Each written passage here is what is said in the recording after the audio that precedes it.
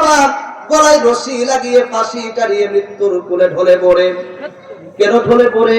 4টা থাক 10টা থাক যেই থাক না কেন, এমন সন্তান পৃথিবীর জমিনে একটা পিতার খেদমত করার মতো, পিতার দায়িত্ব নেওয়ার মতো 4টা সন্তান পিতার কাছে জায়গা হয়, অথচ পিতার কাছে জায়গা হয় এই 4টা সন্তানের, কিন্তু সন্তানের জন্য একটা পিতার কাছে জায়গা, পিতার জায়গা হয় না।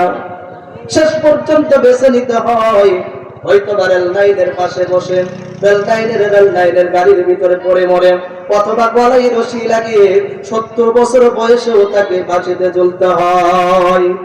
আমার ভাইরা, এই জন্য আল্লাহ বলেছেন ইন্না মিন আসওয়াজিকুম ওয়া আওলাদিকুম আদুউল লাকুম, তোমাদের জন্য তোমাদের স্ত্রীগণ শত্রু হতে পারে, তোমাদের সন্তানগণ শত্রু হতে পারে।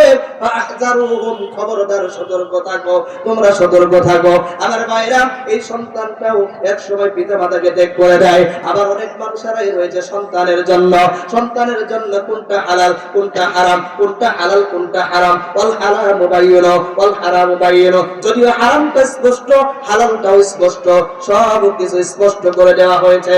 আল্লাহ সুবহানাহু ওয়া তাআলা জানিয়ে দিয়েছেন, তদুপরি ওই ব্যক্তিটা হারাম হালাল